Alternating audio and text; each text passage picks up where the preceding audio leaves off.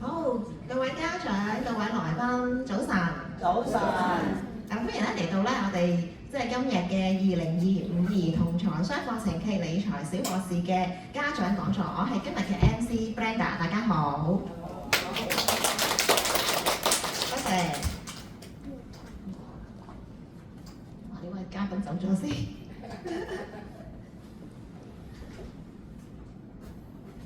好，今日咧有部分嘅家長啦，第二次咧係出席咧我哋嘅家長講座，而佢哋嘅小朋友啦就喺我哋隔離房咧就體驗緊我哋嘅兒童財商遊戲嘅，係啦。咁而另一部分家長咧，相信咧都係慕名而嚟咧聽我哋今日嘅重量級嘉賓Ellen G 小姐嘅分享嘅。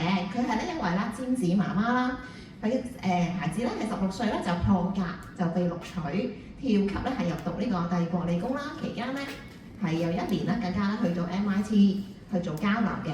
咁而24歲嘅時間更加係獲得呢個牛津嘅博士學位嘅，係啦。咁而家咧佢除咗一陣間啦，係啦會同我哋分享當中佢嘅心路歷程啦，同埋一啲關鍵策略之外啦，係啦。咁佢仲係咧係一位理財嘅規劃師，喺行業咧都係表現得咧係非常之咁出色嘅。係啦，一陣間咧亦都會係有訪問佢其中嘅一啲嘅心得嘅。係啦，咁而家呢個時間啦，事不宜遲啦，我哋馬上係啦就邀請我哋嘅重量級嘉賓 Ellen G 小姐，唔該晒。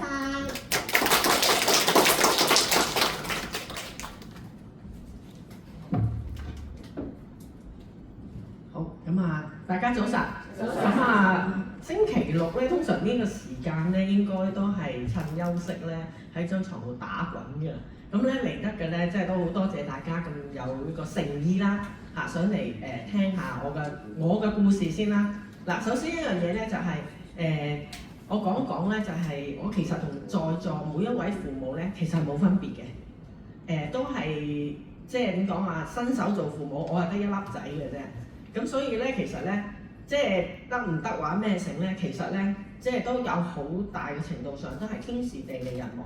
不過我好想都分享下呢一個，即係我自己嗰個照顧小朋友嘅經驗，或者佢升學嘅經驗啦。咁所以咧都今日好多謝 ProStar 咧去邀請我嚟參加。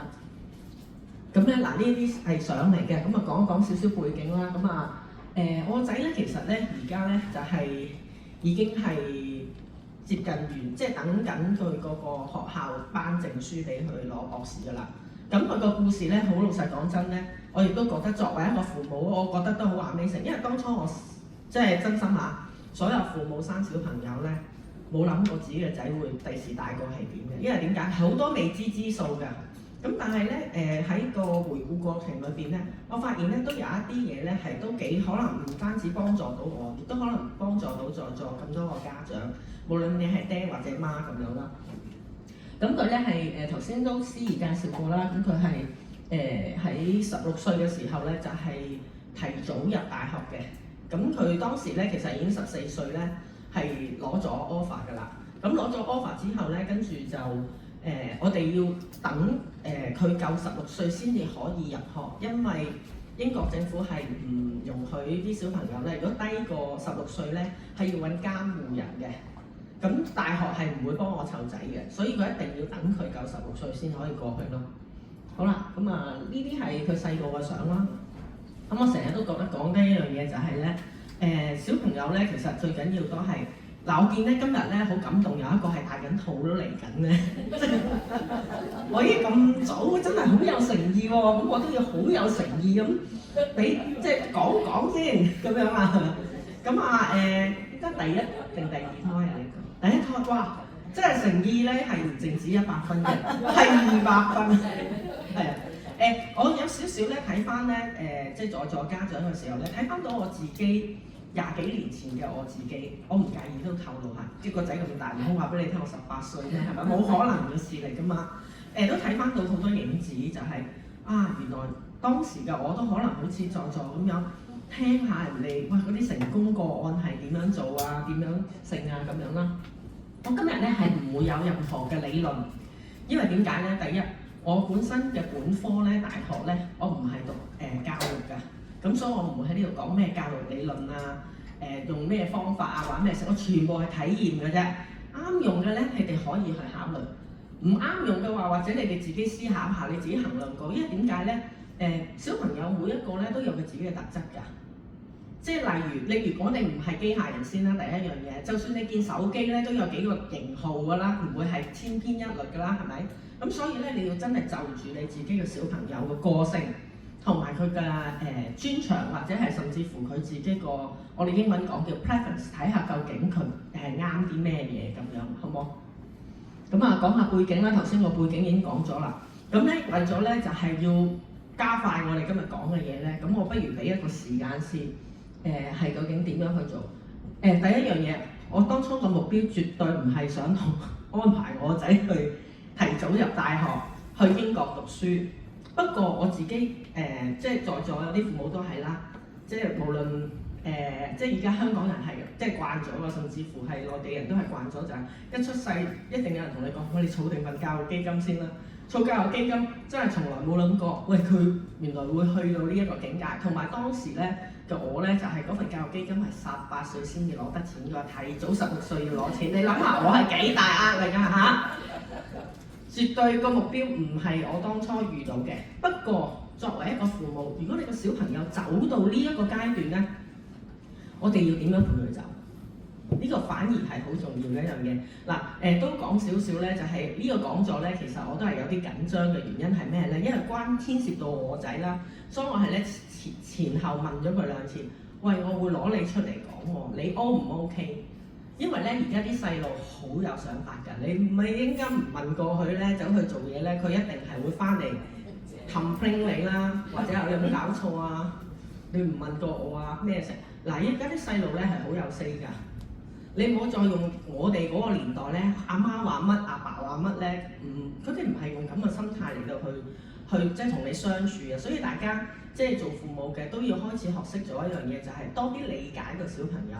嗱我講一講咧，我雖然唔係讀教育出身，但係咧我本科係讀社會學 sociology， 係研究人嘅行為嘅。咁同埋咧就係咧，我好中意讀犯罪學。我好中意讀咧呢個 clinical psychology， 係啦，所以咧嗰陣時我讀犯罪學咧，我知道咧嗰啲所謂咧青少年罪犯 adolescent 係點嘅，加上我本身咧都唔係一個乖學生，我真係唔係一個乖學生嚟嘅，我讀書麻麻地，玩就好 OK， 我係一個咁嘅人，但係你唔好理佢結構咗出嚟。唔知點解佢係好中意讀書，咁你咪要跟佢咯，咁啊冇辦法啦。咁所以呢個咧，當初個目標咧，絕對唔係諗住佢咁樣做。不過出咗嚟之後，當佢攞咗 offer 之後，目標就好強好強。咁你要預備啲乜嘢嘢啦？咁咧同埋咧當中咧有啲咩挑戰？嗱所有嘅升學咧，除咗真係在座都仲有另外一位尖子媽媽嚇。尖子媽媽就佢自己尖子，我嘅尖子媽媽係我仔尖嘅啫。咁啊，呢個係個冠名嘅啫，即係好老實講真，即係呢個都係即係唔係我本人啦。咁咧佢當中嘅張力咧，就因為本身嚟講咧，就係唔係一帆風順嘅。我點解講話咧？除非真係個本身嘅小朋友讀書好好，大家知道咧，我想做少少一個統計。在座邊啲小朋友，除咗呢位媽咪之外咧，即係準備生之外咧。你哋啲小朋友嘅年齡層可唔可以講聲俾我聽？等我走就大家。我16歲係啦，7歲，仲有咧3歲、13。嗱有啲已經係成年咗嘅小朋友咧，叫做 adult children， 我都識應付嘅喎。如果譬如話佢已經係大學畢業咧，有另外一套理論嚟㗎嚇。嗰啲 adult 嗰啲叫做成年嘅小朋友咧，你要點樣同佢咧？叫點講啊？大家 negotiate 即係點樣去同佢傾偈咧，或者係點樣大家劃分嗰個界線啊，或者係責任咧？呢個係另外一個學問。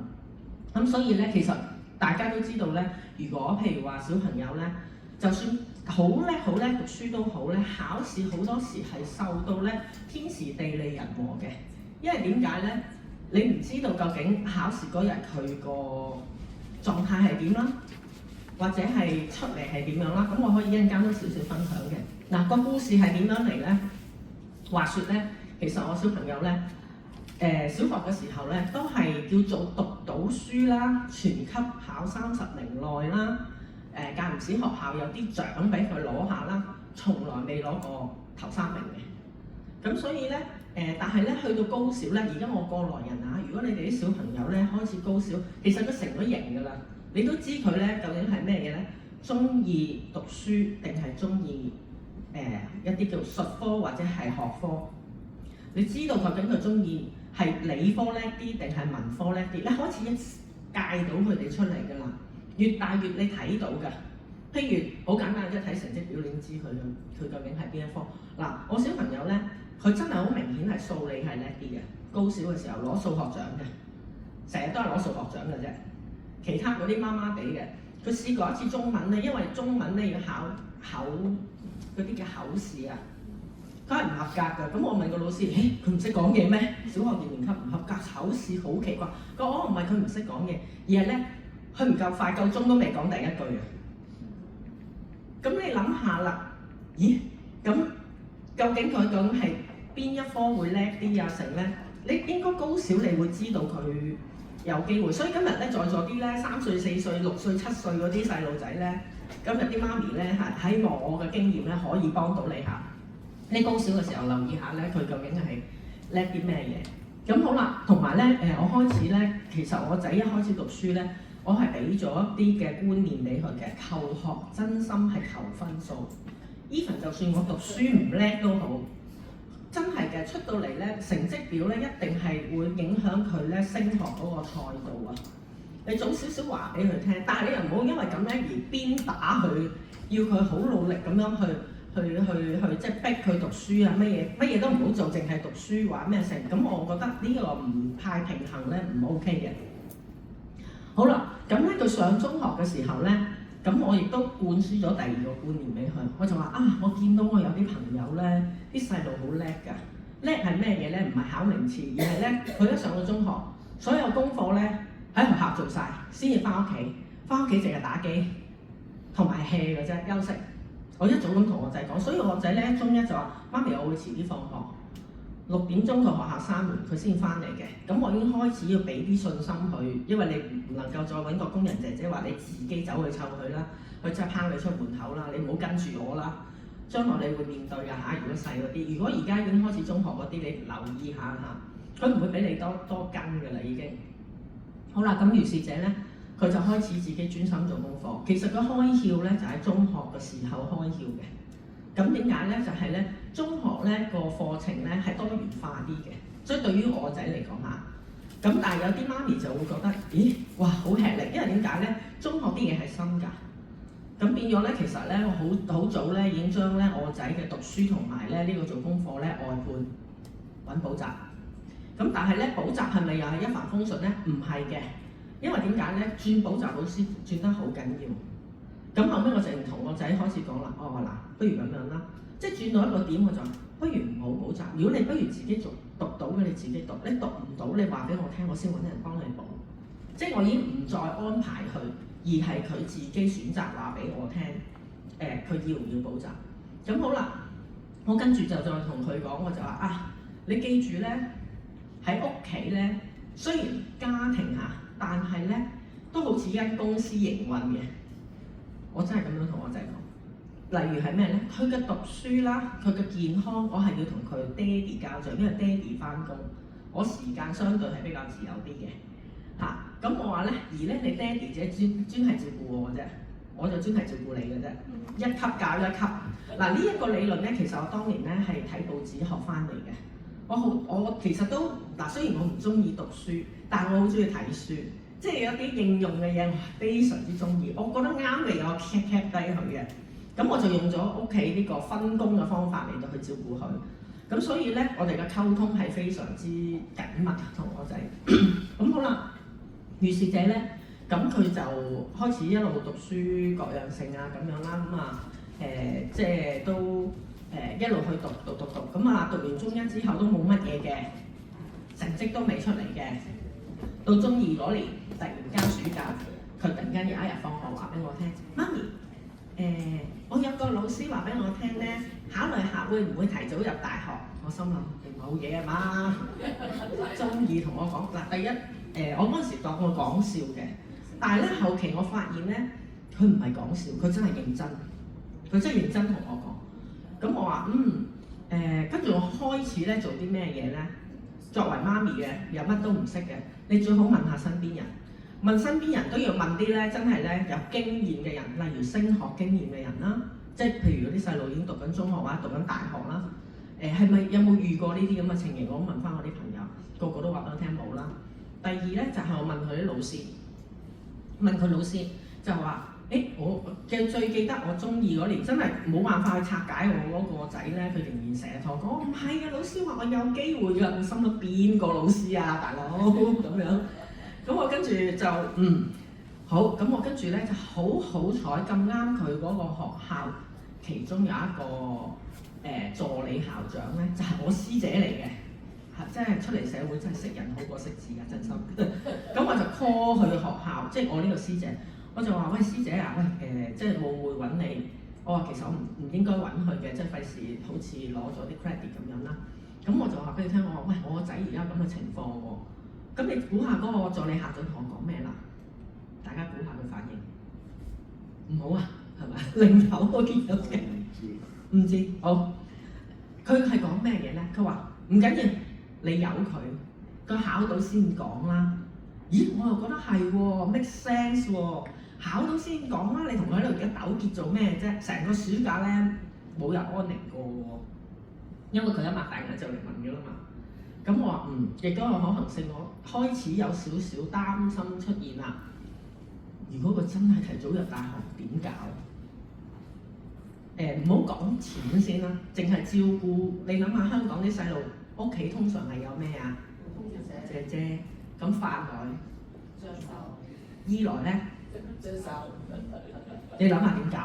即係我一諗到呢點咧，我覺得可行性唔高嘅。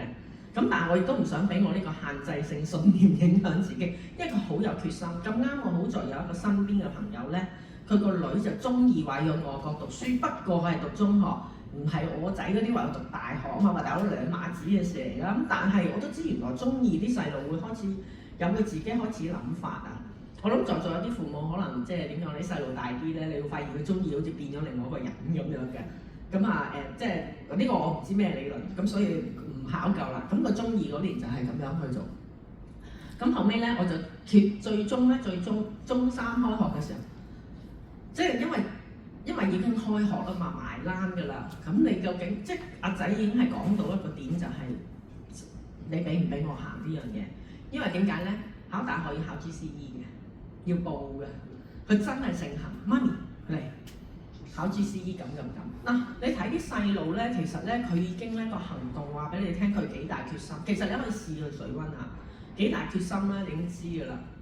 咁好啦，於是者咧，我就開始就話俾佢聽，臨開學之前我就話不如咁樣啦，先小人後君子，大家有個君子協定。你話俾我聽，你想提早入大學，但係你禮貌上都要考全級頭3名啦。你唔好俾我全班頭3名喎，全班我唔計嘅，一定要全級。如果你唔係全級嘅話，講唔通啊。係啊，即係有時都要幫啲細路落翻地啊。即係佢因為細路冇乜包袱㗎嘛，諗到想飛太空飛天都得啦咁樣。咁但係咧，我就俾咗呢個條件佢。咁如是者咧就係、咁大家又諗下啦，個故事係點樣發展咧？突飛猛進，類似。係啦，咁啊佢哋咧原來中二嘅成績咧就會係喺中三開學嘅時候公佈嘅。咁我一開學第一日就打電話翻屋企，即係屋企都未翻到已經即刻打嚟。咁啊我都冇懷疑係咩嘢，我話喂點啊？放學個老師媽咪我放學而家翻緊嚟，通常都係咁噶嘛。你見啲小朋友都係咁樣。跟住佢就話媽咪，你係咪話咧如果考全級頭3名咧可以去考大學啊？咁啊。我話係啊，做咩事啊？佢今日公佈咗成績啊。咁我話咁點啊？你考第幾啊？係咪考全級頭3名？係啊。咁我你考第幾啊？我考第1。咁冇嘢啦，係咁啦，拜拜。收線。嗱，知驚啦，知驚啦。嗰刻我知驚啊，唔係佢知驚啊。咁啊翻到嚟梗係同老公講，喂，你個仔考全級，我開咗咁嘅條件喎，要兌現承諾喎。跟住我師姐話：你俾佢考先啦，考到先算啦。繼續係呢一個咁樣嘅模式，所以大家咧做咧，如果咧你係得一個細路，或者係即係點講啊，都係新手父母咧，你記住永遠係摸住石頭過河。不過有啲咩可以幫到你咧？參考人哋嘅故事，我都係不斷咁問不斷自己上網揾嘢，不斷咁樣去自己去研究。咁啊，我嗰陣時住咧係其實中央圖書館後邊嘅啫，所以我一得閒就要走去中央圖書館度抄料㗎，你明唔明啊？好啦，咁佢就經歷過中三同中四去考 GCE， 考 GCE 咧係咪一帆風順咧？唔係嘅，因為點解咧？我個公子咧就好理想嘅，佢係文理科都報。咁我就話：喂，你其實咧你目標嘅大學係乜嘢啊 ？Cambridge，OK。咁咧，其實嗰陣時我唔知咩叫 UCAS， 大家知唔知咩叫英國聯招啊？即係好似香港聯招咁啊，又叫做 JUPAS。咁咧，對於一個咧中三嘅阿媽，有排都未去 DSE IB， 你叫我去識呢啲嘢，我簡直係想死啦！即係咁冇辦法又要去認識咯喎。咁好啦，我就去認識嘅時候咧，咁佢就話：你其實咧你考 Cambridge 咧，你有啲咩嘢要預備？佢要上 personal statement。咁我就知道佢一定係唔成功嘅，因為點解咧？佢寫文咧，即係你知啲細路咧寫文都係天馬行空嘅，冇重點嘅。咁結果人哋真係連 interview 都唔俾佢。咁但係佢有冇放棄咧？佢冇。咁佢咧就其實啊，真心話，我而家所知道嘅嘢咧，係佢而家即係已經讀完個博士之後先嚟同我講嘅。我係問翻佢嗰陣時你點樣 check 資料啊？我係而家咁樣問翻佢嘅。我之前唔係好知嘅。咁後尾咧，但我以為佢放棄，但係原來唔係，佢照報。咁我話唔緊要，總之你去考，你考到我就供你讀。其實我係咁樣去開一個 check 俾佢。咁如是者即係嗱呢啲細節嘅嘢咧，因為如果在座啲小朋友好細個咧，我唔講太多啲咩 UCAS 啊或咩成，即係當你小朋友真係有呢啲嘅時候，行到呢條路，你早啲去問一啲專家，升學專家會比較好啲。我係冇升學專家㗎，我哋係摸下咁樣去考㗎咋。咁好啦，如是者咧就考咗大概年零到咧，佢考啲文科咧唔 OK 嘅成績，但考理科非常好。咁咧跟住我就同我仔講，佢後尾仲想唔知報一科 history 定咩嘢，我就同佢講話：仔啊，你睇下，即係攤開啦，即係要同我講攤開，你睇下你啲數理成績咧，全部 A 星，即係GCE 係 A 星係最高嘅。你考親咧文科咧都 CD 喎，大佬。佢經常係 CD 嘅，因為點解咧？香港個課程同英國課程有距離㗎嘛。佢仲要考嗰陣時考通識，我哋鬼識英國嗰啲通識係講咩嘢？大佬你唔好撩我啲錢落鹹水海得唔得咧？每科唔平㗎，你大家上網可以相查。我都唔記得咗考嗰陣時咧用咗幾多錢。結果佢都聽我講，就唔再考即係點講？考嗰個係啦，考文科就全部考理科，好 focus。咁好啦，考完晒之後咧，因為我哋考國際試嘅 GCE， 所以係逐科考，慢慢堆上去嘅，就唔係好似 DSE 咁樣 IB 一次過咁樣 intensive， 即係密集式即係一段時間考晒嘅，唔係嘅，佢拖好耐嘅。咁啊逐科咁疊上去。咁好啦，後尾咧就佢去到某個階段咧，佢就其實咧嗰啲大學咧，而家就算香港都係嘅。就係咧，佢會開始咧 base on 咧佢個成績咧，就會有一啲叫做predicted grade 啊，即係話叫咩嘢意思咧？即係話有啲預測佢個成績 O 唔 OK 嘅。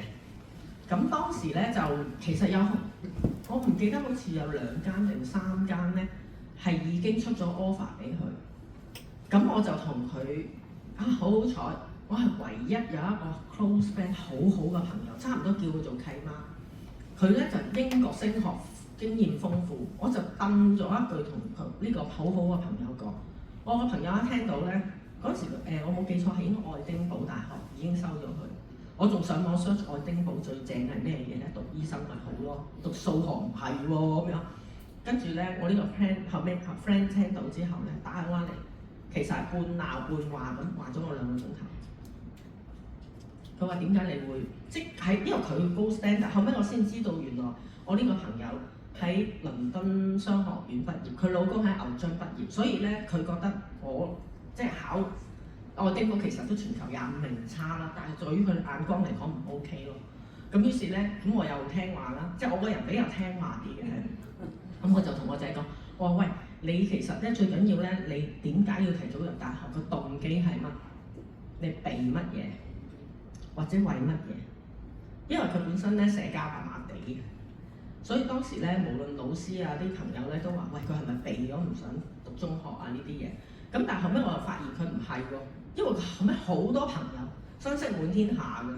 咁所以咧，其實我到而家都唔係好知佢個動機係乜。不過我估佢應該當時係應該見到好多同學讀到中二、中三、中四咧，呢啲界面咧，無論喺我個年代同埋而家年代嘅年代，中三、中四係一個升學嘅高峰期嚟嘅，因為你要銜接嗰邊嘅課程，一定係呢啲時間去。咁好啦，如是者咧就考試啦。咁考試嘅時候咧都有啲插曲喎，大家想唔想聽下插曲啊？係啦。咁咧，話説有一科咧就考一啲即係再高等嘅數學，我唔記得個科係咩嚟嘅，即係我呢個媽就係咁樣咧，即係我最緊要 lead 佢啱嘅方向，我就同佢講咁佢嗰日咧咁啱上晝黑色暴雨警號，咁但係佢下晝考嘅，咁考試時間我仲話唔知佢考成點咧，喺考試時間突然間見到佢喺屋企出現，我話咦，做乜你喺屋企出現㗎？佢話黑色暴雨警號取消咗，我話邊個話你聽㗎？冇人話俾你聽喎。黑色暴雨警號一定係會喺電視有條巴話俾你聽取消咩考試，我唔見有，我全日幫你有留意喎。佢唔係喎咁樣，咁我就知道死啊揦嘢但係咧你冇諗過而家啲小朋友係叻到點咧？佢唔係㗎，我打個考試局問，我話喂邊個證明你打佢㗎？佢跟住嗰陣時我哋用小米啊，我個年代已經用小米，拎個小米電話出嚟。我錄咗佢音，佢播埋俾我聽。我話你點問啊？話大佬你有冇講你個考試課程編號啊？因為我都俾人考慣試㗎嘛，我好識㗎嘛。咁於是咧，佢播晒出嚟，咦係喎，對方真係咁講。咁我哋跟住就，得啦，可以瞓覺，唔使驚，係啦。咁如是者咧，第二朝我就因為要開會，我就差遣佢爸爸，我話唔該你打個考試局問。考試局咧後尾咧反應好好，就即刻話。你哋幾點打嚟？我哋自己 check 翻我哋自己電話系統有冇接過你小朋友嘅電話，再覆翻嚟。咁結果咧 check 到，梗係有嘢做錯啦。請問你小朋友可唔可以安排一個好短時間即刻要考啊？因為佢哋要交卷翻過去。其實我話俾你聽，滿布真係好多一啲我預計唔到、估理唔到嘅情況嘅，所以咧在座父母。真係咧，最緊要就係定啲嚟，唔使驚，亦都唔擔心咁多，係啦。因為每一個細路都有佢自己嘅即係安排。咁你問我，其實我哋做父母咧要好定啊，唔好驚啊，因為你驚佢都驚啊，即係唔係好似我哋細個嗰啲廣告咁樣，你驚我都驚，嗰啲唔係嗰啲，真係唔費事影響佢。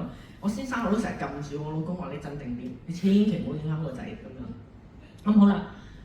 好啦，到跟住咧派成績表咯喎，你估下派成績表有冇啲新嘢玩啊？其實我話俾你聽咧，真係唔係一路咁順利嘅。到派成績表嘅時候咧，好彩咧，其實當時咧講一講先嚇，前提就係咧，俾我朋友鬧完之後咧，後尾我仔咧就突然間揀 Imperial 咧就 send 佢自己 send email。問 Imperial， 我而家咁樣嘅歲數，我得14歲啫。如果我考 GCE， 我又攞到即係達到你嘅標準，你收唔收我啊？嗱，我係睇住佢同我妹一齊喺度寫呢個 email 嘅。咁跟住咧，人哋對方真係應翻佢翻嚟，哇 OK 啊，不過你要16歲先嚟到，唔可以咁早嚟。咁咧，如是者咧，咁佢又係攞到自己嘅目標咯喎，咁佢拼命去考啦。我唔方便咧，俾佢嗰啲考試嗰段時間，因為佢要應付校內試，又要應付校外試咧。佢係咧差唔多6尺高，但係咧得60 kg 嘅咋。即係你想像到佢係一條排骨咁樣，每日一條骨咁出嚟見你。咁咧，但係你又〜俾營養嘅嘢佢食都好咧，佢全部同你燒晒，因為用腦用得好勁，係啊，咁所以咧，即係嗱，我講我故事嚇，即係我又唔想嚇在座家長啦，你嗰啲唔係一定嘅，即係只不過我係因為咧俾我個仔去帶啫，唔係我帶個仔嘅。佢因為佢本身已經大咧，由4，你同佢喺度理論亦都無謂啦。我亦都唔想話俾你聽有冇錢啦，總之我咧考到咪供你咯咁樣。咁好啦，到派成績表嗰陣時咧。又有啲波折出嚟喎，佢唔係全部 full offer 嘅，佢爭一科喎。咁跟住點咧？因為咧放榜嗰一日咧，其實係網上，我哋嗰陣時已經係網上㗎啦。咁我仔咧就話我使唔使？我要咁樣問佢，阿仔啊，我使唔使陪你一齊睇成績嘅？唔使媽咪，佢揾咗個女同學同佢去睇啊。我就咧點樣咧？我打電話俾我 close friend， 喂，我咧等個仔消息，我唔緊要啊，你上嚟我公司，因為佢有間公司，我走上去公司嗰度咧，咁就去即係一齊等啦。我仔打電話嚟就話：媽咪，我爭一科喎。咁啊，跟住大家即刻當堂有一個畫公仔咁，有個滴汗啦，或者烏鴉咁喺個頭度啦。咁我心諗，咦點咧 ？Imperial 喎，即係點都一定要咬實牙關啦。咁好啦，咁我就話：不如你翻嚟啊！我而家其實喺啲 Auntie 邊度 ，Auntie 乜乜咁樣嗰度公司，你上嚟啊 ！Auntie 可能有啲經驗幫到你㗎。我真係唯一一個呢個朋友㗎咋，冇其他人喺英國留學咁樣。上到嚟咧，個 Auntie 就開始講咗堆嘢啦，咁跟住咧亦都好彩咧，就 call 到阿 uncle 喎，阿 uncle 喺 Oxford 度噶嘛，咁啊平時阿 uncle 唔聽電話噶喎，唔知點解嗰日突然間聽電話就話，喂阿 Samuel 咧，佢而家咧咁，有啲咩可以做？咁跟住 uncle 話打電話去問學校咯，吓？打去英國學校嗰度問？係啊，你打去問啦。咁我哋又好聽話。咁跟住個 Auntie 就話：使唔使俾我手機你？我有呢個咩？嗰陣時 IDD 啊嘛，而家都要嘅。其實英國因為唔會有 WhatsApp 同你講。咁啊，跟住咧就打 IDD，我話我都有，唔使啦。萬人打電話過去，咁啊交俾我。咁我同我嗰陣時我個朋友咧都決定等個仔自己去問，因為佢細個啫嘛，佢可以經歷多啲挑戰啊。嗰啲大人唔使太呵護佢，總之喺一個安全範圍之下睇住佢。咁結果打電話去咧，你估唔到喎，Imperial 同我講過，你唔使擔心，你等下等咩啊咁樣。佢話咧原來咧而家啱啱放榜，有一紮原本係諗住到 Cambridge、Oxford 嗰啲到唔到 offer 嗰啲，佢會落嚟 Imperial 嘅。嗰陣時 Imperial 全球排名第6㗎咋，而家今年都繼續排第2啊。咁咧跟住咧，佢話 Imperial 有一紮人咧又考得好好咧，會上咗去 Oxford， 即係去咗 Oxbridge 嗰度啦。所以你要等，咁樣。咁跟住我最記得咧，佢嗰個 administration 咧，即係嗰啲學校行政嗰邊就同我講過，其實咧如果係嘅，其實亦都有一紮咧本應係conditional offer 佢 meet 唔到咧，佢會有啲學位出咗嚟。有啲咧meet 到嗰啲就會又會 replace 過去咁樣。同埋咧你再有多個機會嘅咧，轉唔轉科你轉科嘅可能都有機會。我仔咧係好決斷話俾佢聽，唔會轉科，我會再考多次，嚇親對面聽電話嗰個人，係啦，好好笑嘅。咁個過程就係咁樣㗎啦。咁但係咧，亦都真係經歷過呢一次之後咧，我哋果然真係7日之後收到 email Imperial 係將佢個 conditional offer 變咗 unconditional offer。因為真係會有個咁樣嘅洗禮㗎，同埋佢唔係爭好多，所以咧當時我仔有啲同學咧係爭幾分啦，我都叫個媽咪咧，我哋唔好放棄，因為咧原來國際生咧同本地生唔同㗎，本地生冇得傾嘅，國際生原來係有得傾。嗱呢啲全部係經驗，我唔知而家係咪啊，因為都講緊已經係8年前嘅事嚟㗎啦。咁於是者咧就我哋開始攞到 offer 啦。咁我 offer 之後咧點樣咧？offer 之後佢要留喺香港1年。咁留喺香港1年咧，其實我係繼續俾佢喺香港讀書，我唔想佢 hea。咁而我亦都抌多少少本啊，俾佢讀 IB 1年。咁後尾我仔就同我講啦，不過咧以上係我仔嘅 comment 啫，大家唔好即係當係真係即係真係適用你個小朋友。佢講咧 IB 咧，如果在座有啲家長咧諗住安排啲小朋友讀 IB 咧，唔易讀。佢話真係唔易讀，佢話攞成績未必好。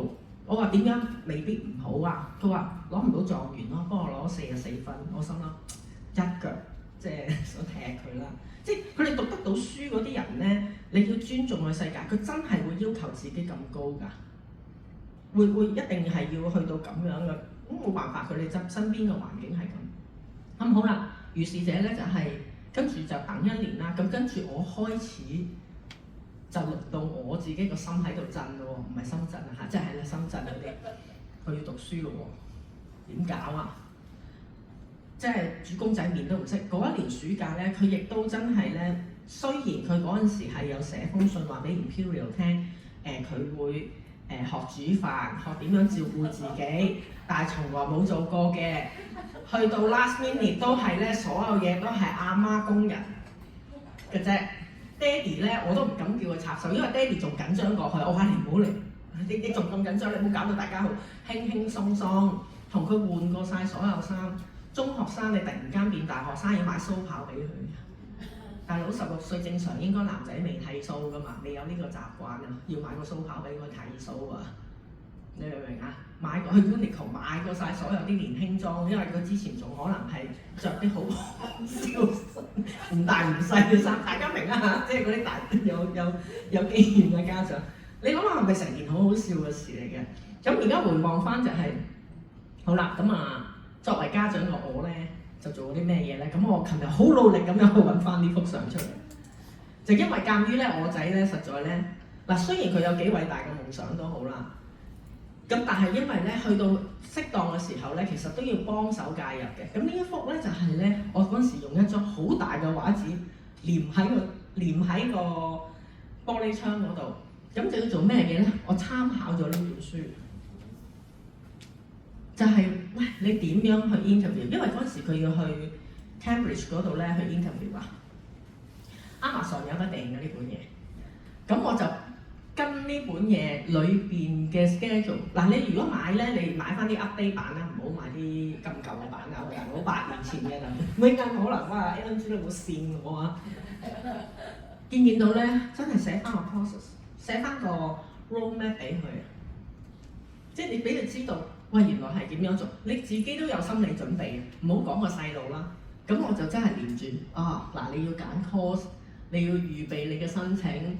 personal statement 而家好似改咗唔寫 personal statement， 唔知有啲咩新嘢啊！我遲啲睇下再研究下先，係啦，跟住要入呢個 application，meet 個 application 10月15號，今年 GCE 放榜係8月15號，跟住佢哋就好似我仔嗰陣時咁大洗禮㗎啦，你讀唔讀要8月10呢個就係佢哋申請攞 offer 嘅時候嘅時間，係前一年喎嚇。8月15號即係公佈佢入定唔入啫喎，大家唔好搞錯時間嚇。跟住點樣去 complete 個 SAQ？ 你問我都唔記得係咩嚟啦，係啦。跟住有寫 essay test， 跟住 interview， 跟住咩食嗱？我去到呢一度咧，其實已經係等緊結果㗎啦，已經。如果有 offer， 到唔到 offer， 入唔入到？呢個係應該係2017年嘅事嚟㗎。2017定18年嘅事嚟嘅，so 我自己分享呢一 part 咧就係咁多，因為我想講個故事俾大家聽，就係雖然咧啲人叫我尖子媽媽，記住尖子媽媽唔係我尖子，係因為我仔嘅啫。咁其實你問我而家個仔係咪覺得佢好尖咧？都唔係嘅，因為點解咧？佢喺香港可能係真係好出色嘅啫，但係如果你去到全球咧嗰啲大學咧咁頂尖。你諗下全世界，你要記住係全世界喎，全世界頭3名都喺嗰間學校讀書嘅喎，嗰個心情咧同埋個預備係好唔同，去到突然間會有啲落差，所以都有早少少都同個仔講，嗱你去到咧，你記住咧面對緊全球嘅頭3名，唔係你香港或者係大中華咩嘢，你記住中國好多人喺嗰邊讀書㗎，你去嗰度撞到好多中國人㗎，又撞到好多香港人，我哋只係其中一個故事嘅啫。咁所以即係呢個少少分享啦，咁同埋就係都可以介紹下一啲書咧俾大家嘅。咁就係我好中意嗰陣時喺圖書館刨書就刨呢啲嘅。有啲書已經絕咗版，呢個哈佛劉奕廷咧最近都有啲新聞講嘅。咁有啲人酸佢啦，但係無論點都好，我仲一個父母心態就係、其實佢父母都俾咗佢一個佢想要嘅生活先咯。係啦，咁跟住呢本書咧。應該絕咗版嘅，呢個可能做喺電子版嘅。其實呢本書幾開啟到我嘅，因為點解咧？當時佢呢個係一個牧師寫嘅書嚟嘅。佢個仔咧真係14歲咧入到德國大學，我冇諗過我個仔係14歲咧又係考到大學嘅。即係有時你唔知嘅吸引力法則定係咩嘢啦。裏面亦都有講下咧，原來呢本書咧佢有講話，如果你想個小朋友好咧，我冇科學研究啊，不過本書真係當時係咁寫。呢本書後尾亦都送咗俾人。就係話咧原來食薯仔咧對小朋友嗰個數理發展好好。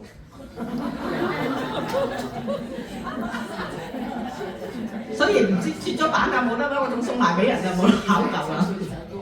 咁但係呢本書咧，佢開啟咗我咩嘢咧？佢好早已經教個小朋友嘅品德，多過教學校，教好多啲關於個小朋友點樣去對誠實啊，點樣去勤力啊，呢啲觀念咧去灌輸俾個小朋友㗎，即係有一啲美德係灌輸俾佢嘅，係咪好笑？呢啲啦，因為我係一個基督徒嚟嘅，咁所以我睇好多啲關於即係信仰上有關於同小朋友。呢3本我冇記錯咧，差唔多係絕版，係一個韓國人寫嘅喎，你知唔知啊？好感人嘅佢哋個故事，又係講佢咧讀書個艱難程度，跟住咧呢本咧好好咧，係直情咧講咧初中要預備，即係佢成日教啲父母咧點樣早1年預備小朋友咧佢下一個學年嘅嘢嘅，係啦，同埋點樣去溫習各樣性嘅。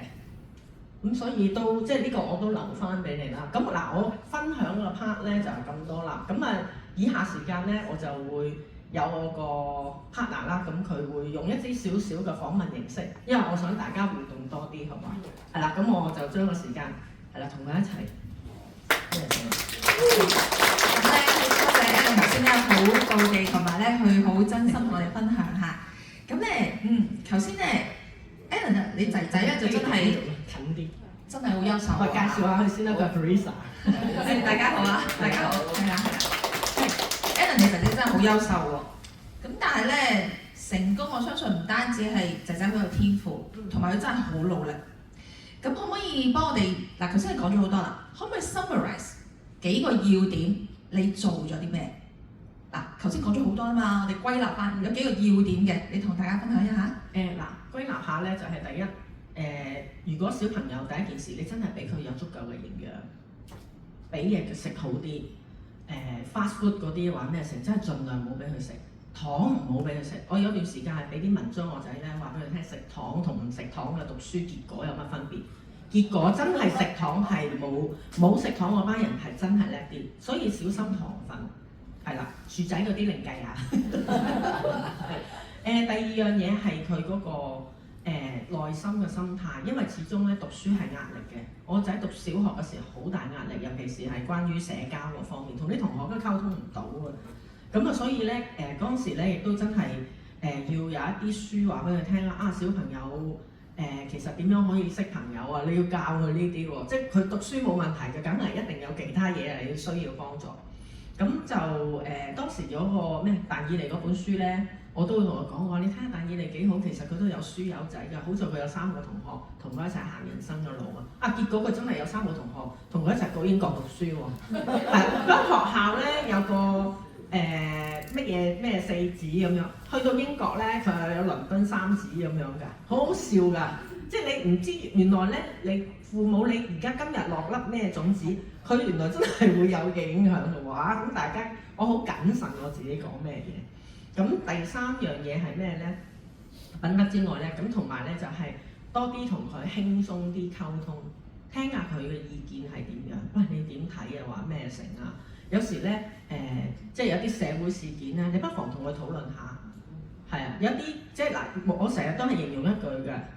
無論咧呢個銀河系咧、地球啊、月球啊、火星啊爆過咩風暴啊、咩成都好咧，有啲嘢宇宙法則係冇變過嘅，都係咁樣八大行星嘅啫，都係咁樣行軌跡嘅啫。有啲嘢係不變嘅，你要講翻啲基礎好基礎一啲不變嘅嘢係乜嘢咯？係啦，咁所以係啦，我就要俾呢啲嘢。好好啊 ，Alan 同我哋講咗咧，其實真係要陪伴佢係嘛，喺裏邊盡量咧陪住佢一路去行。咁頭先咧，我記得你分享過咧，其實你都喺嗰個階段裏面咧，早年嘅時候咧，有去嘗試不斷去問一啲身邊即係比仔仔大嘅家長啊，喺裏邊咧去攞佢哋嘅經驗啊，係一啲嘅 tips 喎，可唔可以再重點再講多啲，等我哋再知多啲咧？例如係咩問大嗰啲咧，就係話俾佢聽，喂，當時你個仔升學嘅時候有啲咩挑戰，有啲咩張力先，係啦，有咩經歷過嘅，咁都多啲問下佢呢啲經歷嘅嘢啦，同埋你真係都要肯俾時間即係肯付出時間同人哋傾啦。咁同埋就係而家亦都好好嘅，無論媒體啦，媒體咧小心啲揀。如果好有立場啊，或者好有激發你嘅情緒嗰啲咧，唔好睇，睇啲比較中性少少嘅。講下升學其實係點啊？喺嗰邊生活係點？因為而家個世界好好咧，有媒體呢一樣嘢咧，你又可以知道咧，原來倫敦係點嘅。你唔去你都知道個倫敦係點㗎啦，已經又或者咧，譬如升學有一啲好好嘅，都喺個網上講。遲啲我都會開 channel 㗎啦，都會講下，因為太多人問我。咁咧，跟住咧就都會講下佢哋嘅經驗係點嘅。咁當然即係身邊有朋友係最好啦。同埋咧都係問下多幾間，譬如真係要升學咧，我唔知在座有邊啲家長係準備啲小朋友升學，可能大啲啊，唔係即係小學階段。如果去到咧中學階段嗰啲咧，你開始要問翻一啲咧教育嗰啲升學機構，咁會相對好啲嘅，即係佢經驗會多啲嘛，同埋專業啲。咁但係當然咧呢度唔方便講介紹邊一間啦，咁但係咧就我當時雖然係冇教育個機構去做，但係我後尾見到有一啲媒體係有介紹咧英國點樣升學咧，佢啲嘢係啱嗱。雖然我自己冇啊，但係我經歷過啊嘛，所以佢講嗰啲嘢咧，我知道對方講嘅嘢啱定錯，係啦咁樣。咁 Alan 咧同佢分享咗咧佢嗰個經驗啦，就正如咧即係佢之前就揾前人嘅經驗，今日我哋都好有福聽佢嘅經驗，係啦。咁就嗱，咁其實講真啦，走到地啦。講真話，去英國讀書唔簡單嘅喎，衣食住行、生活費，哇各樣嘢都即係相當嚇，我相信嚇。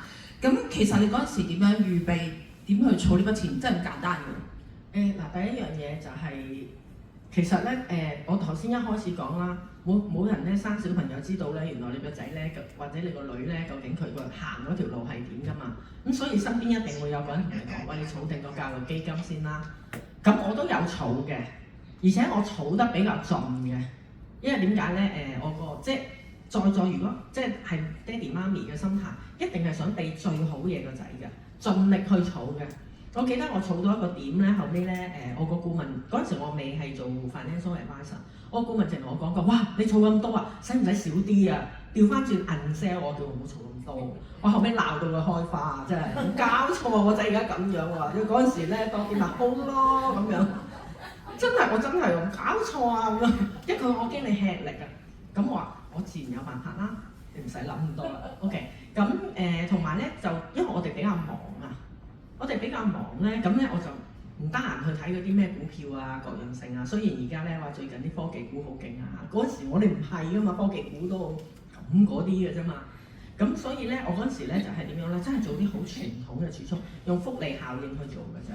總之我俾多時間佢又滾存到利息，咁就算㗎啦。咁我就即係一得閒有儲錢，一閒就儲錢咁樣去做。咁但係因為提前咗咧，的確坦白講下，係有挑戰嘅，咁因為點解咧？當你去計數咧，英國咧個生活費你就知味道啦。嗱，佢仲要讀嗰間係 Imperial， 係一間私立嘅大學。如果佢考到 Oxford 同埋呢個牛津咧，都仲好啲10零。嗰陣時係講14萬港紙一年㗎咋，但係讀 Imperial 咧係25萬一年啊。咁你諗下，哇！我點預備？你又提早，咁點搞啊？即係你諗下成件事係點？咁好在自己嘅工作就真係可以即係多勞多得嗰隻咧，拼命揾錢咯，即係拼命喺度做嘢咯。咁亦都好感謝上天咧，嗰段時間真係俾我個收入咧都係豐盛嘅，係啦。同埋因為咧都在座咧有少少同啲家長講咧，去到有啲階段咧。細個就小朋友跟我哋走，但係咧上到咧中學咧、大學咧，其實調翻轉係父母跟小朋友個步伐去行嘅。你會睇下，即係究竟如果係嘅話，咁應該係點樣去做？跟住佢條路咁樣去行。咁所以嗰陣時，因為佢有目標，我都有目標咧，咁就工作起上嚟咧都起勁啲嘅，係啦，呢個真嘅。咁我就係咁樣嘅方法咯。係，多謝 Alan 嚇。咁其實咧，我諗在座咧，大家都好多家長嚇。咁其實我哋都唔知我哋個仔將來或者我哋個女，其實佢哋點樣行，會唔會真係突然間有破格，又即係提早提前喎？咁我哋真係要預備好嚇。咁其實咧嗱，講真，頭先講過啦，小朋友嘅意願咧好緊要。其實我哋真係唔知嘅喎嚇。如果話個仔好似係 Alan 個仔話，喂，我有晒目標喎，我係入牛津Imperial 嘅喎，你唔好叫我去愛丁堡喎，真係。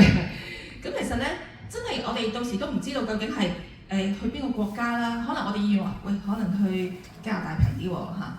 咁但係可能佢真係有個目標，佢一生就係去想去最夢想嘅大學。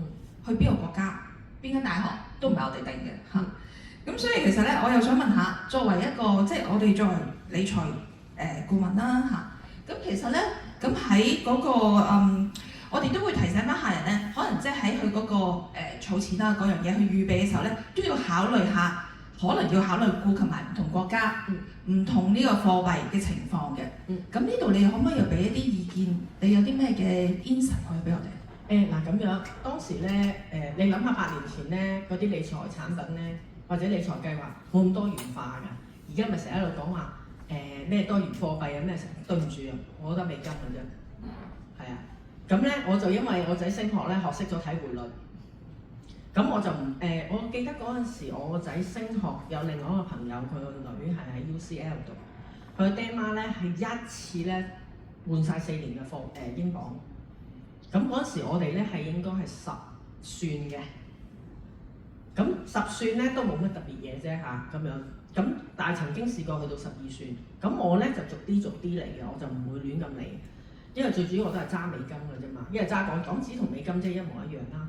咁好啦，咁我點樣做咧？就係嗰陣時咧，我第一年咧都係一次過俾晒大學學費嘅，咁但係咧咁啱嗰段時間咧2019年唔係2020年咧就係咧 Covid 啊。咁 Covid 咧，大家記唔記得 Covid 嗰陣時咧就係點樣咧？啲貨幣咧波動得好緊要。咁於是咧我就知道咧唔可以咧一次過一個學期去，我就問個仔，我話你問下 Imperial 點樣可以交學費？可唔可以分階段交？咁佢就問咗，宿費就冇得傾嘅，一定要一次過交。但係學費咧原來可以分3階段交嘅。我就分3階段俾佢。嗱，我講俾大家聽啊，因為撞 Covid 咧，美金大升咧，英鎊係由10算跌到9個6、9個4。咁咧跟住咧，仲要係持續喎，唔係1年咁短時間。我最記得嗰陣時同佢唱英鎊咧，我落去嗰啲銀行嗰度咪有啲咩 RM 經理同我講咁啊。我記得有一日突然間咧美金好高，我已經忘記咗係咩事啦。美金好高啊，咁我就即刻衝落去銀行嗰度唱英鎊。咁咧跟住佢揾個 RM 嚟就叫我咧你不如唔好唱咁少，你唱多啲啦。因為其實英鎊唔會跌低嘅。嗱，個 RM 真係咁同我講話，英鎊唔會跌低過10算。但係我咧就本人咧，因為真係對呢方面有啲研究啦，有啲研究啦，係咪好咧？我就話俾你聽唔啊。咁跟住 RM 咧直情唔睬，我走咗去，咁我就繼續坐喺 counter 嗰度換咯。我記得我係由 counter 換完，我係特計美金㗎。我落去 counter 1美元對1.27嘅英鎊，我上到去個 office 嘅時候咧，已經係跌穿咗呢一個價位啦。所以自己都要有啲 sense 啊，嚇，亦都唔好一筆過，因為你唔知冇水晶球㗎嘛，佢都其實佢應該同我講話，其實我都冇水晶球㗎。你睇下可唔可以？不過咧，過往歷史咧，如果咧都係呢個1.3嘅，咁如果咧你有啲信心可以再咩成啦。結果咧我最記得就係我換嗰時係1.27，我上到去嘅時候1.24啦。你唔好睇少呢啲丁點位喎，可以爭你幾千或者幾萬嘅喎。如果你個筆數夠大嘅話，咁嗱我唔係叫你哋咁樣去不 hold 住精準，因為嗰陣時我逼住要咁樣做嘅。不過你都俾自己而家彈性咯，俾啲彈性自己分階段啦，分貨幣啦。而家有好多個計劃都真係可以多元貨幣啊，點樣轉換啊呢啲咁樣。咁所以我嗰個年代就係咁樣做法。好，唔該 Alan。咁其實靈活度啊係好重要啦嚇。我想補充一句，我仔讀 master 嘅時候，你知唔知英鎊跌到幾多？跌到去8算咯，由10算去到8算。你諗下，如果我朋友佢真係一鑊過咁樣轉晒呢4年，佢同我仔同年嘅都係即係同年畢業啊咩成，都係即係嗰個匯率嗰度佢唔見唔少㗎。唔該晒 Alan。其實我諗頭先 Alan 分享得好好咧，就係話就算好似 Alan 嘅仔，佢今日決定咗去英國，但其實有段時間咧又去咗美國㗎。咁所以其實我哋都估佢唔到㗎嘛，係嘛？靈活度好緊要嚇。咁所以咧，其實 Alan 佢係一個好有計劃嘅人喎。其實可唔可以其實而家有好多嘅家長咧，有啲嘅家長都會諗啊，既然我個仔咧都去英國讀書啦，咁不如我去嗰邊買間屋啦，唔使成日年年搬嘛，係咪啊？嚇又可以當下投資咁樣。咁你點睇咧？其實我最近都有個家長，因為佢個細仔去咗愛丁堡讀書，個愛丁堡買層樓俾佢。嗱，我唔係地產專家，我唔講下。不過咧，我作為一個少少過來嘅經驗嘅人咧，就係、你知道咧，讀書咧同佢第時工作嘅城市咧係唔一樣㗎。咁讀書都係一段時間啫。咁當然你話啊有租金啊各樣性啊，我係咪咁樣買咗啲4年之後咧，跟住就賣咗去？嗱，以前咧個節奏可以咁嘅，但係而家 Covid 之後咧，就真係我唔敢咁樣講啦。咁我亦都有啲唔少朋友喺英國買咗物業嘅。佢哋嘅經驗啦，我唔可以話千篇一律。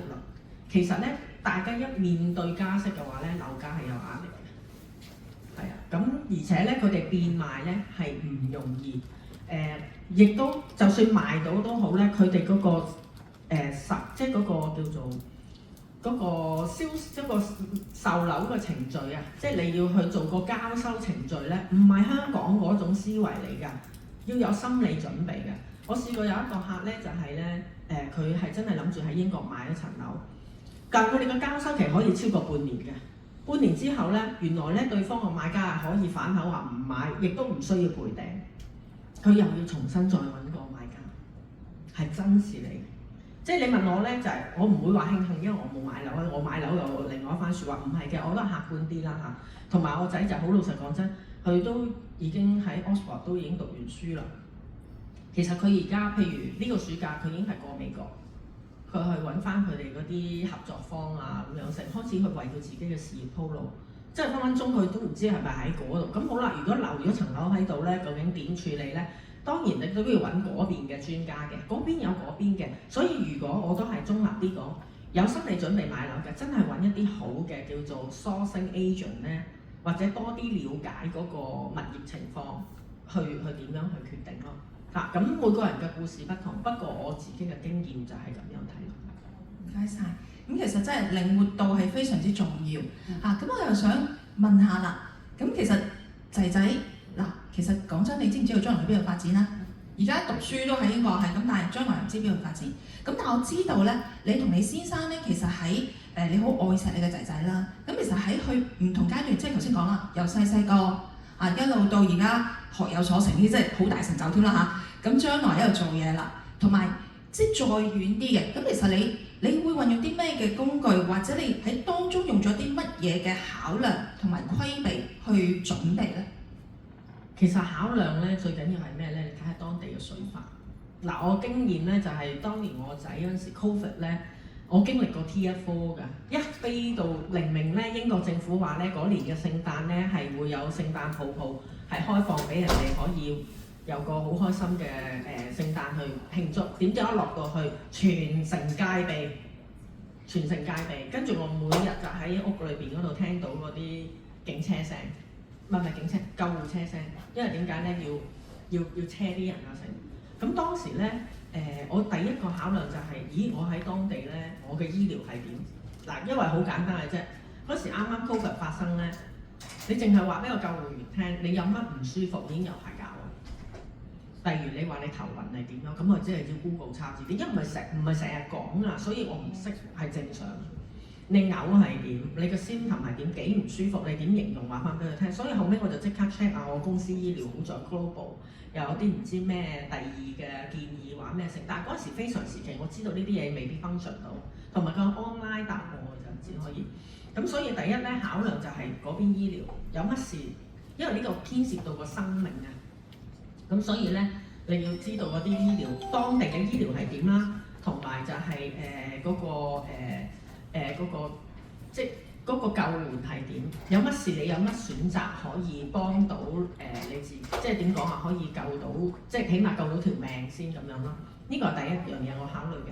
第二就係稅，因為嗰陣時咧我喺英國咧滯留咗成個幾月時間。咁因為我本人對稅務呢樣嘢有啲研究，因為嗰陣時都開始好多香港人話諗住打算過英國嘅，咁啊開始都研究下啲稅法。哇！我會唔會中招嘅咧？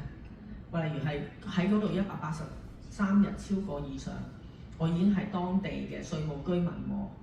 咁我喺香港所賺嘅錢咧要納稅嘅喎，喺嗰邊突然間，所以我點解後尾咧要逃走啊？真係要逃離英國啦！點樣逃法咧？走去杜拜住咗差唔多1個月仔底，因為香港政府規定要超過21日唔喺嗰個嘅國家嗰度，咁所以喺杜拜住咗成個月，跟住再翻嚟香港再隔離21日，我用咗70幾日嘅時間翻嚟。咁所以咧，你問我規避咩嘢，我好理解、好明白、好清楚，我會知道咯。咁所以規避即係簡單而言，就係、如果譬如話真係將來小朋友真係會有機會喺外國，唔知佢個生活係點噶嘛？可能係話即係譬如我仔係讀理科嘅，佢真係譬如讀machine learning 機械學習啊嗰啲咁樣咧，佢哋真係諗住歐美嘅，因為嗰邊嘅空間唔同啲嘅。係啦，咁同埋就係、如果佢真係去美國，係仲複雜，咁所以即係作為即係父母啊嘅我啦，咁啱我又識呢一樣嘢咧，我就會好小心去點樣安排自己嘅資產，點樣去俾佢，甚至乎而家譬如我有啲家庭咧係遇到係話，其中有一個子女係美國嘅，已經有美國身份，唔係綠卡添啊，係 passport， 俾嘢佢咧都好複雜，係啦，咁所以。即係呢個都係一個考量點咯。咁當然貨幣呢啲輕騎嘅，即係嗱真心話，最近咧講多句，最近啲人話美元係點話咩成咧？其實我有100個客嚟問我嘅，100個人嚟問我，我就會講翻咧最緊要佢弱啫，大概係唔喺呢個地球消失嘛，同埋佢係咪永久弱嘛？因為咧喺呢個世界裏邊咧，冇一個貨幣永遠強，冇一個貨幣永遠升嘅。咁呢個都係我少少嘅經驗之談。好，唔該晒 Alan。咁其實咧，今日好多謝 Alan 咧，好寶貴嘅分享。咁其實我哋聽到咧就係有優秀、有天賦、有努力嘅兒子，但係最重要嘅係父母嘅準備，先能夠成就到佢成功嘅未來。多謝大家。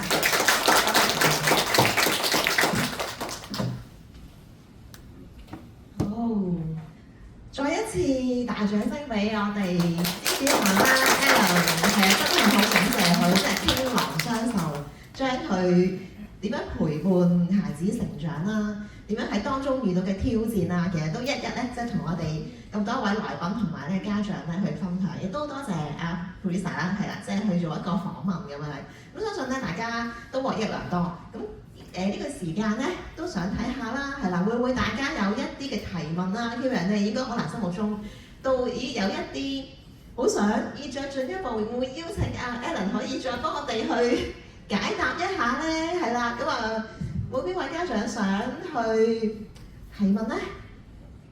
首先唔好講即係嗰啲大學咁遙遠嘅嘢先，你細個嗰啲，你都可以問我細個啲嘢，你講。你個仔咧，咁喺讀小學嘅時候啦，一接觸手機咧，就會跟住而嚟咧就會玩遊戲嘅。咁你點樣去開導你個仔？因為佢哋朋輩就係一定係好多時候講嗰啲遊戲啊，或者嗰啲最update嗰啲視頻啊咁樣。咁你點樣去幫到佢可以專心去讀書，冇嘥咁多時間？好簡單一樣嘢嘅啫。第一。你有啲嘢咧係少少可以即係評估佢嘅，例如係咩嘢咧？同佢真係約法三章。嗱，玩手機咧，你叫佢唔好玩咧，係冇可能嘅事。我個仔嗰陣時開始係咩 Angry Bird 年代啊？大家知唔知咩叫 Angry Bird 啊？哇！真係勞氣到嘔咁滯。啱啱有 iPad，嗰個第一代 iPad 仲喺我屋企嘅，係啊，冇掉到㗎，紀念價值啊，蘋果都唔收嘅陰公，係啦。咁咧玩到一個點，佢哋真係會沉醉嘅。咁你話俾佢聽，喂，你掛住打機啊？咁樣讀書唔得啊？聽唔到㗎。係啊，咁你只不過話俾佢聽，喂，嗱，不如咁樣，我都好想你開心，我真係咁樣同我仔聽，我都好想你開心嘅。咁咧，但係咧，你亦都要平衡下咧。如果你咁樣打機咧，無論你個眼啊，同埋你嘅讀書咧，都會有影響嘅喎。呢個係客觀事實，即係你同佢傾嘅時候比較平和啲。咁你如果係嘅話，不如咁樣。你總之做晒功課嘅話，俾我睇 OK 嘅話，我俾部機你。不過你記住夜晚11點你瞓。嗱呢個咧個限制令咧，嗰個限乜令咧，只可以有效到咧中學2年級，中3以上你控制唔到佢，因為佢做功課做到好夜嚟嘅。其實咧嗱，我講翻少少嘅經驗咧，我仔當時咧就玩 Angry Bird 玩到癲咗咁樣啦，勞氣又勞氣咗一輪啦。咁後尾咧佢個情況係點咧？就係、去到中學嘅時候咧，其實佢哋功課都好多啊。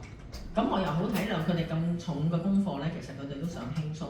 咁跟住咧，我見佢後期咧啲 project 係多到咧，我有段時間我哋好耐冇玩 iPad 喎。我淨問佢，我哋好耐冇玩 iPad，係啊，唔得閒，媽咪有好多 project 做。所以咧嗱，呢個又牽涉咧，即係另外一個 topic， 你點樣揀小學同埋揀中學？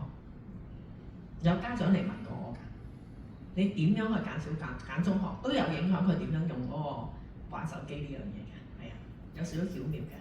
我唔知答唔答到你，因為如果答得太遠嘅，即係未係，即係可能未必可以咁貼。但係你可以話俾佢聽咯。如果係你做晒功課，你俾我望一望，我都唔 check 佢啊，都做得好唔好，佢自己負責先啦。咁然之後你 OK 嘅，同埋最緊要老師唔好投訴。老師投訴嘅話咧，你預咗你部手機咧係會被凍結嘅。同埋而家啲手機有程式咧，你知唔知係可以限制啲細路點樣打機嘅？所以買蘋果機都幾好嘅，我所知好似蘋果係得嘅，係啊，係啊，但係咧即係呢啲又係有效到去中2、中3嘅咋，中4、中5係唔得嘅。佢有段時間係成日玩 Minecraft 嘅，約埋朋友一齊上網玩添。咁我又點樣咧？我又點面對咧？咦咩嚟㗎？好得意 Minecraft， 你要知下佢咩嚟㗎？同啲同學上網一齊玩，又嗌交嘅喎，網上都好好笑嘅喎。佢話翻俾我聽。哦咩嘢嚟㗎？咩成？咁你同佢同頻啊？咁我又自己研究下 Minecraft 係咩嚟嘅？哦幾好喎！原來呢個遊戲咧，俾你一路不斷有一個創造空間啊！已經話時話咧，你自己打機，你夠唔夠時間做功課嘅好多 project 喎？其實都好辛苦㗎。我話係啊，咁但係咧，你打咗機咁，你咪冇時間做功課咯。你自己諗啦，咁樣就係咁樣。非常多謝 Ellen 嘅分享。好，仲有冇？後邊嗰位，我咧見過 Liv 嚟有講咧一個叫高效學習習慣嘅培養秘笈，可唔可以分享多啲啲啊？呢個我希望呢本書咧，佢第時可以再版。你等我陣啊！頭先我介紹咗幾本書嘅，呢本書有講高效學習。呢個作者咧。我真係抄足佢咁滯，佢個原理係咩咧？放學翻嚟唔好第一件事問佢今日有幾多份功課，佢第一件事問佢今日喺學校有咩好玩？你可唔可以話俾我聽你喺學校有啲咩趣事？你啲同學發生咩事？可唔可以講嚟聽下？即係佢一開始唔係就叫人哋咧，喂你有幾多功課做嗰啲好悶噶嘛？同佢玩一輪，咁咧跟住咧佢遇過，佢同好多學生補過習嘅呢個作者，係啦，佢有視頻㗎。佢有 video 㗎，你上網 search 下讀金東換，好似得2條嘅啫。咁咧佢咧就佢又係即係破格，好早已經係做咗大學教授嘅。咁啊跟住佢就另外咧就係俾啲細路玩咗先嘅，翻到嚟玩完之後先至開始做功課讀書，因為佢已經玩咗啦嘛。咁但係當然有啲就話喂，我驚佢玩無止境喎，咁樣咁所以又係有言在先咯。同埋就係都係個界線就係咧。有老師投訴就要調整啦。咁呢個高效學習頭先我都有講啦。譬如佢講話佢點樣預備考試測驗嘅，呢個可以喺另外一個 talk， 即係喺另外一啲嘅講座可以再分享。因為呢本書絕咗版，但係我係抄，我就算我自己考專業試，我都跟佢呢個方法去做㗎。咁咧係即係譬如話你點樣提早，譬如話3個月前你做咩嘢，1個月前做乜嘢，臨考之前做乜嘢，但係先決條件就係你俾佢咧輕鬆咗先，同埋咧大家唔好對咧，因為本身我哋家長就覺得而家叫我哋讀翻書好沉重，但係原來咧對於細路仔嘅思維嚟講，未必係嘅。深與淺咧係父母覺得，而唔係個細路覺得嘅，因為佢都係一張白紙嚟嘅。咁所以咧，即係呢個都幾幫到我，即係嗰個高效學習。當然你可以亦都參考下。有啲書嘅，譬如我冇cap 到相出嚟，譬如陳美玲都有一本書咧，佢係寫住佢3個仔讀呢個 Stanford。你分享少少故事啦。當時咧，我仔就係準備入 Imperial，啱啱呢本書出，我就企喺個書局嗰度等人嘅時候，我就揭嚟睇。咁上天真係有好安排。啱啱揭整一版咧，就係話啲家長咧唔好因為你嘅經濟而家嘅狀況咧限制咗你嘅升學嘅前路。佢話因為點解咧？唔好覺得自己冇錢送唔到個仔去讀書。我話喺美國咧。譬如 Stanford 呢啲咧，好多唔同嘅獎學金㗎。譬如 Oxbridge 咁樣啦，即係牛津同劍橋都係有獎學金。不過我真係唔識，因為我個仔第一個大學就喺 Imperial，佢哋係冇獎學金嘅。佢間大學好得意嘅。就算佢而家係 alumni 咧，即係佢哋個校友會都好睇意見，學校都堅持唔肯設獎學金俾嗰啲大學生，但係博士嗰啲好肯俾嘅。其實我都感恩嗰陣時，我仔考博士咧，考牛津同埋Imperial 嘅博士咧，兩個都offer 俾佢。Imperial 係俾得仲更加好，但係我哋後尾就想試下啲新環境，所以我哋就去咗牛津嗰邊去讀咯。咁樣，我答唔答到你啊，家長？好，係咪仲有？你好啊，我想問下咧，你仔仔咁叻咧，你係覺得佢係用天賦啊、努力啊，定係朋輩影響咧，定係家長去話俾佢知咧，令到佢認知嗰方面提升咗，定係點樣先可以令到佢有咁嘅成就咧？好老實講真咧，其實咁多樣嘢都有影響嘅。即係你問我而家回望翻啊，我用回望翻如果咧。頭先你講話係咪靠天賦咧？愛因斯坦已經答咗俾全地球嘅人知道，係1% 天賦，99% 係後天嘅，係啦。因為天賦咧，如果佢後邊冇環境咧，係幫唔到佢嘅。咁你問我咧，係咪父母有睇咧？其實我想話俾你聽咧，我一路睇呢啲咁嘅育兒書，我一路同我仔一齊睇嘅。我話原來教小朋友係咁㗎。嗰個小朋友原來叻曳咧，嗰啲咧嗰啲人又會點樣去安排？我當故事書咁讀俾我仔聽㗎。係，譬如呢一本咧，真係讀咗好多千萬次，同佢一齊睇嘅。我話原來食薯仔咧同食雞蛋咧對數學好咁樣。咁佢係咁寫，我咪咁咯，係咪啊？即係咁樣答佢咯。跟住佢有講佢14歲呢個仔咧，又係天才兒童嚟㗎。咁咧就係佢講嗰個牧師有一次寫就係話咧，佢個仔已經考到德國大學。咁但係當時咧有一次發生個場景就係個媽咪唔舒服。佢翻到去嘅時候，見佢個仔唔識得照顧佢阿媽，哇鬧到個仔飛起，咁搞錯啊！你咁都唔識照顧你阿媽，你咁大個人都準備讀大學喎，你應該要識照顧人㗎嘛。咁佢就跟住咧，佢個仔就要學煮飯，係啦。咁所以咧，其實即係點講啊？你好多嘅即係點講啊？講道理咧，細路仔唔聽嘅。大人都唔聽啦，咁何況細路？反而咧，你同佢一齊體驗咧，係另外一件事咯。所以我攞晒呢啲書咧，同佢一齊當故事書要睇。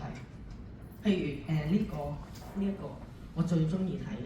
呢啲即係有少少可惜，係已經絕晒版啦，冇咗啦。我有啲朋友咧，同我咁嘅咁嘅歲數到咧，佢都話我哋嗰陣時都有睇過。不過我睇同佢哋睇有乜唔同咧？我就係同學仔一齊讀，伴讀咁咯。咁你睇下而家現代有啲咩書可以講？譬如陳美玲嗰本都幾好㗎，因為佢就係鼓勵嗰陣時，我都有擔心，即係我經濟得唔得？話大佬第一年已經嚟25,000磅喎，好在佢每個學期加500磅，而家咧由20,000磅8年之後咧變40,000磅。你諗下個學費通脹，你夠唔夠膽唔儲錢啊？就係咁咯。有冇？我另外想問多一個問題，就係你小朋友咪16歲已經去大學讀書嘅，我想問你嗰陣時個心路歷程係點啊？因為我一諗到我小朋友可能中學已經要自己去外國讀書嘅時候咧，我係唔捨得放手咯。我想問你當時係點樣令到自己可以願意俾佢去讀書，自己去讀？不如即係真情少少講啦。如果佢唔係 Imperial 咧，我係唔俾佢讀，唔俾佢去。就係佢考到 Imperial 咁好學校，焗住要去，唔通你話俾佢聽真係唔俾佢讀咩？其實我哋有啲親朋戚友係真係叫佢唔好讀㗎。你既然讀得㗎，不如你喺香港讀。我心諗你講笑，即係你有冇做下 research 㗎？即係我內心咁問啦。咁啊第二樣嘢唔捨得咧，就唯有咧就係我飛多啲過去。我好記得佢第一個禮拜咧，即係開學咧，我都知開學咧，因為我都有讀過大學。開學咧係好忙，但係咧佢成個禮拜唔覆我，冇電話冇 WhatsApp。嗰時已經好彩有 WhatsApp，係斷咗失聯啊！哇！你真係我真係喊喎，夜晚喺個床。我老公係聽我睇電視，哇！男人就係咁啊，一聽到我係睇到電視，我睇唔到㗎，喺房我喊㗎。咁但係都冇辦法，你要接受啦。咁啊跟住，同埋加上佢其實16歲咧都要有個監護人嘅，不過就唔係咧，即係要喺佢即係住佢屋企嗰啲嘅。佢只不過有乜冬瓜豆腐咧，就通知嗰個監護人。好彩咧，個監護人就係我嗰個好好嘅朋友個家姐，所以我係又唔使俾監護人費用，真係好好。其實真係天時地利人和咁樣夾出嚟，多啲飛去嘅。我好記得咧，開學陪佢去，咁跟住我哋就又係約法三章啦。嗱，父母識得要同仔女，咁但係你唔好咁惡話俾佢聽啦，你一定要咁唔得嘅。喂，阿仔啊，其實阿媽真係好掛住你，你可唔可以每星期咧都揾啲時間同阿媽傾下偈㗎？啦，咁佢就後尾肯啦。禮拜日咧下晝2點3點，一朝早起身佢就打俾我啊，其實發生乜事？第二樣嘢咧就係嗰一年咧 Year One 咧，佢考大考，即係學大考有大考，我係飛同我先生一齊飛過去陪佢去考試，煮足3餐，同佢洗晒衫，唔使佢搞咁多嘢，因為佢要照顧自己嘅喺大學，係啊，要洗衫煮飯咩成啊，因為佢嗰陣時都第1年啦，咁後尾咧就。真係幫佢洗衫煮飯咩成啊！咁我哋特登喺學校附近咧，即係嗱要啲本錢嘅，所以一定要揾錢啦。咁咧就係喺嗰度租啲 apartment 嗰度去即係住近佢個 apartment。你知唔知係點樣揾？係我仔幫我揾啊！我見學校附近有間咩嘢喎，你幫我上網睇下可唔可以 book 到啦咁樣嘅，即係大家一齊合作做咯件事。因為佢去到咧升讀大學話咩成，佢大個咧佢認知能力高咗啊！你唔使擔心啦，即係仲係用 BB 嗰個思維嚟諗佢，咁就會梗係覺得咩嘢啦。但係如果佢去到中學啊，已經認知思維已經夠嘅話咧，唔使擔心，反而你俾多啲嘢佢做仲好，等佢成長好啲，係咯咁樣。最後一題問題啦。多謝大家。係啊，唔好意思 Alan 啊，你講得好好啊！我想問下咧，你頭先 mention 過咧，你幫個小朋友揀小學、中學、大學有啲策略嘅，可唔可以分享下？所謂嘅小學、中學，嗱，我個仔係讀直資嘅一條龍嘅。咁點解我揀一條龍咧？就因為我哋當時咧揀幼稚園嘅時候好論盡啊，冇預備到。嗱，即係有時咧，即係。啲路都係有時，即係話仔啲路咧，都多多少少都係同父母有啲責任。我唔知道幼稚園咧，原來咧入學咧係好嚴謹嘅。我真係好求其咁樣帶過去咧，就諗住啊，咁就人哋會收嘅，對唔住咯。好嘅幼稚園一定係爭崩咗個頭啦。咁結果咧，我哋經過呢個幼稚園呢個過程之後咧，我就喺度諗啦，哇！大佬，你小學又嚟一個洗禮，中學又嚟一個洗禮，搞唔掂。咁我哋嗰個年代咧，20年前開始興有直資學校。咁好啦，你揀直資學校嘅時候咧，有少少唔同嘅亦都唔好因為話啊，我經濟可能未必 OK， 唔想讀呢個直資啊，話咩成？你最緊要係揀嗰間學校 O 唔 OK？因為點解咧？直資學校都有啲學費資助嘅，如果佢收你，你可以問定先都得㗎。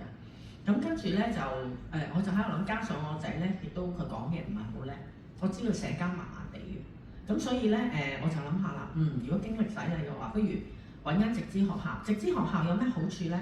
佢可以攞政府資助，學校因為收學費咧又有額外嘅資助，所以咧佢資源好豐富，同埋咧佢好多活動俾個仔俾啲細路參加㗎，所以佢唔得閒打機嘅。我話俾你聽，佢同埋翻嚟做嗰啲功課，相對亦都係即係當時啊，我嘅經歷咧真係冇咁多功課㗎。佢翻到嚟淨係做一個課西日誌。今日咧發生咩事？寫完嗰篇嘢俾我睇，睇完之後就玩㗎啦，就因為嗰間學校成日鼓勵讀書啊、閱讀啊，你睇咗幾多本書啊、咩性啊咁樣，寫翻啲閱讀日記。咁所以咧，你揀學校咧都係一個幾好嘅策略咧，就係會唔會就係話除咗一啲嘅公立，有啲公立學校都好好啦，當然。咁直資學校都可能係一個考慮點，甚至乎有啲私校。睇經濟能力嘅啫，係係啦。咁但係有啲就係話係咪一定入嗰啲學校就一定係最好咧？未必嘅，要睇個個細路嘅。咁最緊要都係家校合作咯。咁因為你如果譬如揀得嗰啲咧直資學校話咩成咧，相對啲學校會比較開明啲，亦都會聽家長嘅嘢嘅意見會比較多少少咁。咁所以呢個有啲策略，因為太多功課根本唔得閒同你打機。我仔嘅例子就係、佢所有同學都後尾唔得閒打機，上到大學先打機，係啊真嘅。非常感謝 Ellen 嘅同我哋嘅分享，係啊，即係喺頭先聽佢一路分享啦，係啊，可以坐低飲下水先，辛苦，係啊，真係一個去栽培陪伴孩子去成長一個即係經歷嘅裏邊，其實即係媽媽嘅角色啦，係啊，真係非常之重要喺當中。點樣喺咩適當嘅時候要去係咪叫管教咧？即係帶領佢啦，係啦，喺咩適當嘅時候又要去放手，俾佢喺當中去經歷、學習同埋成長，都係一個好大嘅學問嘅，係啦。咁今日非常之係啦，感謝 Ellen。有係咁我哋呢段時間都有即係感謝 Ellen 嘅分享啦。咁樣咧我哋都準備咗少少嘅紀念品嘅，我哋邀請係我哋主辦方星堂嘅資深區域經理 Alice Lam 小姐幫我哋去致送呢個紀念品俾 Ellen 嘅。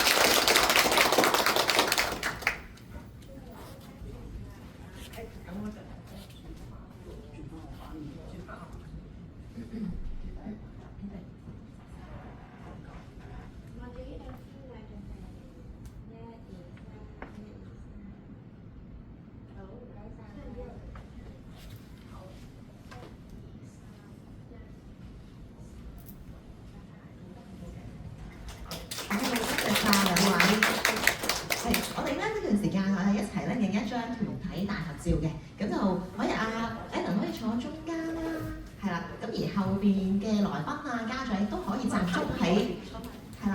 喺中間嘅位置啊。